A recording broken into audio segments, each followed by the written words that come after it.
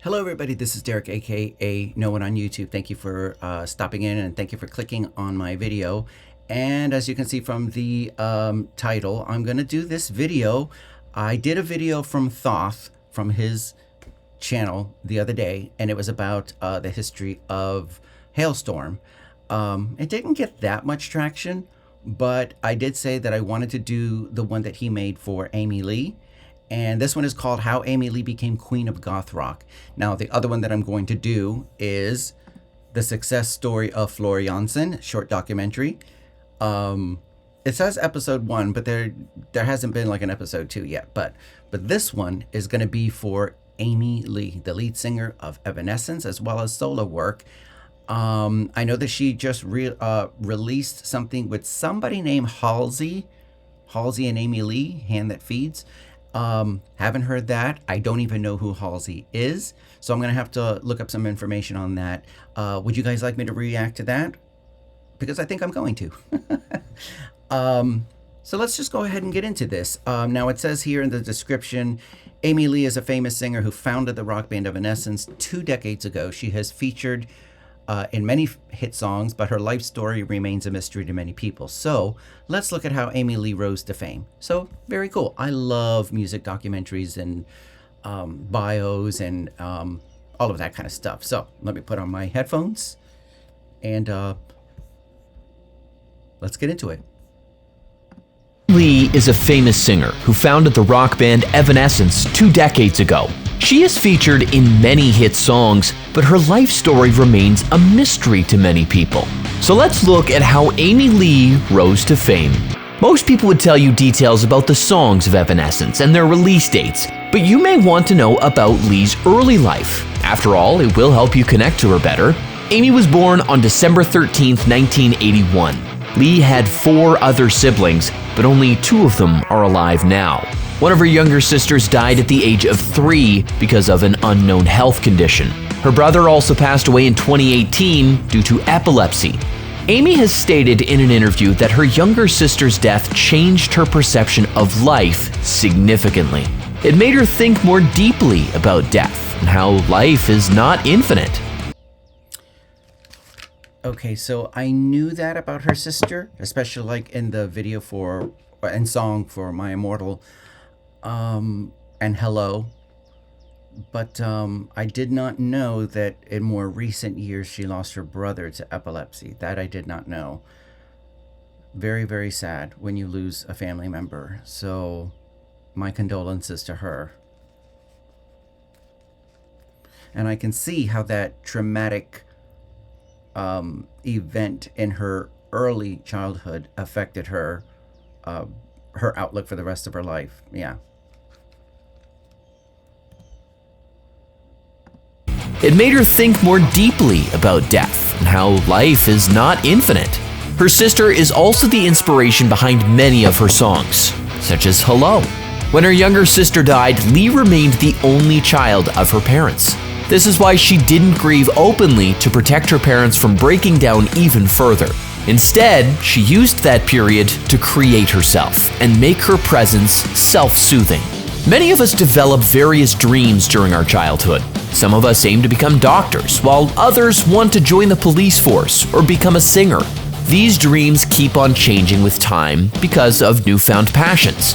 Amy also experienced a similar phase during her childhood.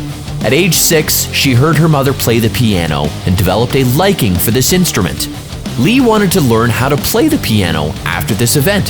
Her passion mainly started through classical music, which she found calming and interesting. In fact, this genre is what inspired Lee to become a composer and singer. When she was 8 years old, Lee saw Amadeus, which was a fictional film about Mozart. Later, Beethoven also became one of her inspirations because of the movies she watched. Some of us have happy childhoods, while others experience mental health issues from an early age. Around the age of 10, Lee started to experience depression and isolated herself by immersing in the world of poetry. She started writing pieces about loneliness and eternity. Lee's emotional state worried her parents at the time so much that her mother considered taking her to a therapist. Amy also started taking antidepressants, but decided not to because it would have made her numb to her feelings instead of acknowledging. So I wonder if that's what, he might say it, but I wonder if that's what inspired her. Did she write the song Lithium? Did she write it? But even if she didn't write it, the delivery on that song, you can tell. Let me go back. Taking her to a therapist. Amy also started taking antidepressants, but decided not to because it would have made her numb to her feelings instead of acknowledging and feeling her emotions. By the age of 11, Amy wrote one of her first instrumental pieces called Eternity of the Remorse. She also wrote another song for the 8th grade assignment. Amy recorded A Single Tear on a cassette while playing guitar. Her friends provided backup vocals for the piece. This song was different from her first piece at age 11 because this one had lyrics. During her pre-teenage years, Amy moved from one place to another with her family. This is why she had to change schools often. Eventually, her family settled in Little Rock, which allowed her to gain some stability at school. Her junior high years were not as joyful because Lee was a loner for some time. She also suffered from bullying because of her dressing sense. Amy became confident in her own skin by the time she entered high school. During her junior high years, Lee also entered the school choir and found peace in writing again. She started to gain confidence in her singing skills while participating in choir activities. Amy also became the president of the team later. Listen to the Rain is a famous choir piece that Lee wrote when she was the president. Her teacher liked it so much that she asked Amy to direct it. The piece was eventually performed during graduation.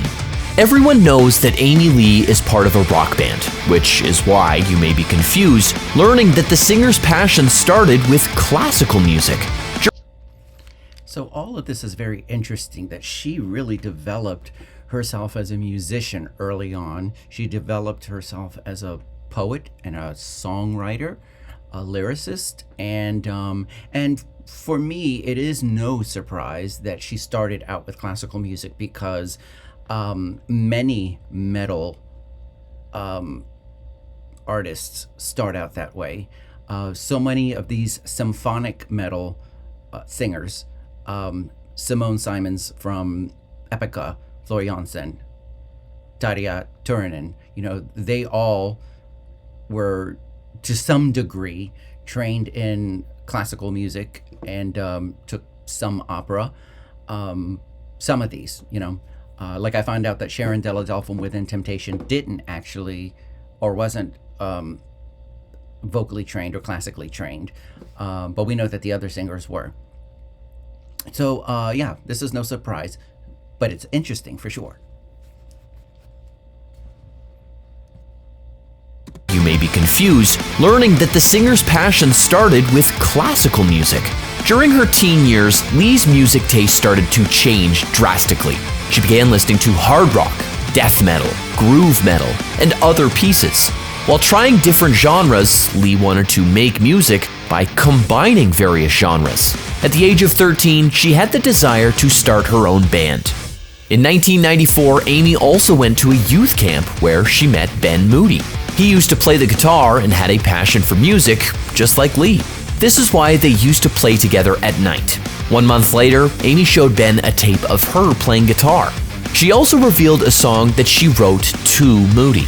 This led to them having jamming sessions at Ben's house and working on new music. Ben and Amy's friendship became deeper when they started creating music at his home. In a short time, they started performing at public places together, such as coffee shops and local bookstores in Little Rock. In 1995, they decided to start their own band called Evanescence. Finding a name for this band was a bit difficult for them. At some point, they wanted to call themselves Stricken, but gave up on the title. Finally, they agreed on Evanescence because of its more significant translation. The band's name means fading away or disappearance. Lee mainly wanted to start Evanescence because she wanted to experiment with her different musical tastes. The band allowed her to combine genres such as classical symphonies and metal beats. Moody and Lee recorded 3 extended plays under Evanescence during its beginning.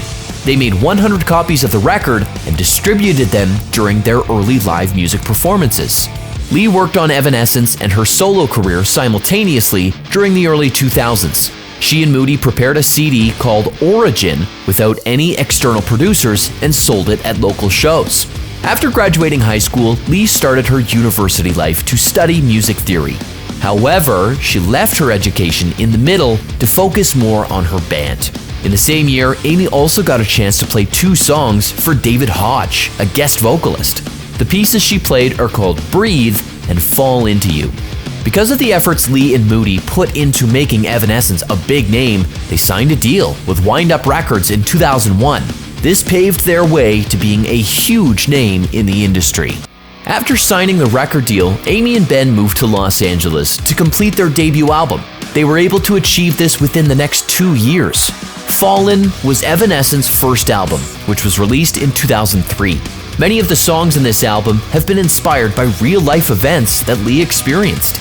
She was in an abusive relationship in the past, which inspired her writing. The 2 members stated in interviews they worked on the album's music separately and combined each other's works later. They had to take a separate approach because of creative differences, which increased tension between them. The album was a success because 15 million copies were sold.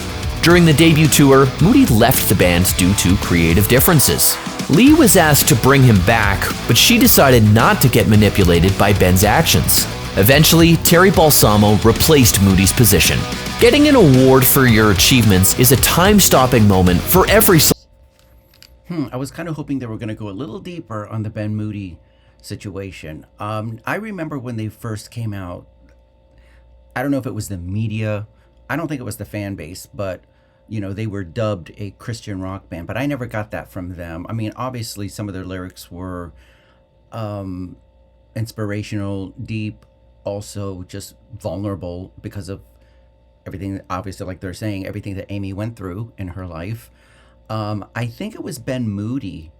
You guys can correct me now, but Ben Moody kind of like wanted it to go in that direction. Maybe is that what the creative difference was? I know Amy Lee did not want it to go in that direction.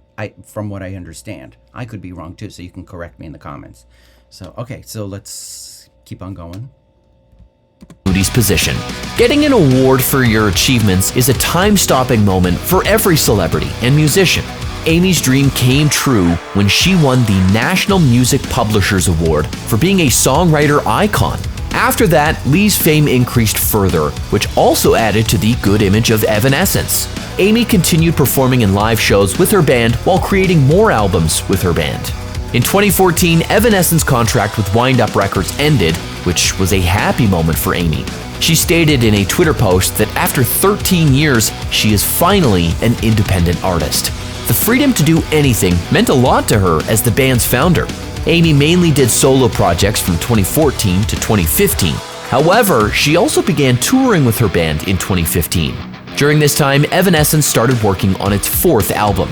Lee also announced the release of Evanescence's 5th album in 2020. Some songs from the album were released as singles. The entire album came out in 2021 once things had settled down. Throughout her life, Amy has won more than 10 awards. I never heard anything from that album, so if you guys want to want me to react to any of the songs, let me know. I will check it out regardless, whether I react to it or not. But if you guys would like to see a reaction video to maybe 1 or 2 songs from that album, you guys let me know.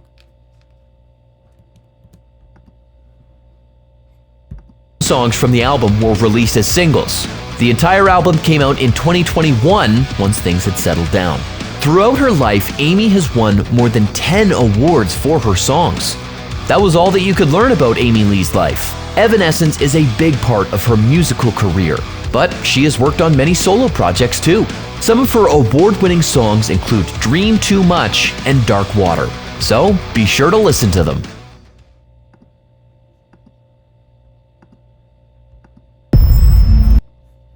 Okay, so there you go. There's the Halsey and Amy Lee video that I'm gonna eventually do.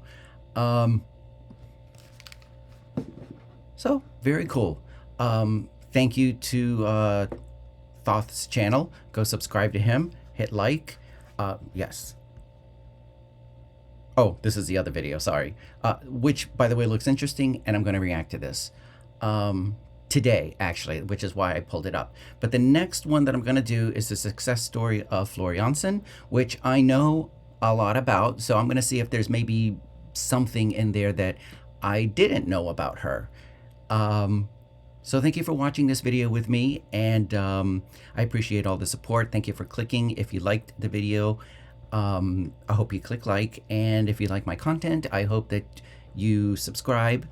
And if you wish to support me, the PayPal links, the Buy Me a Coffee, and the Patreon links will be in the description as well. Please make sure that you support the band, so go subscribe to Amy Lee and Evanescence and follow their socials. So those will be in the description as well, because it's all about supporting the bands and the artists. So thank you very much, everybody. Have a wonderful, what is this, Wednesday? Oh, happy hump day, everybody.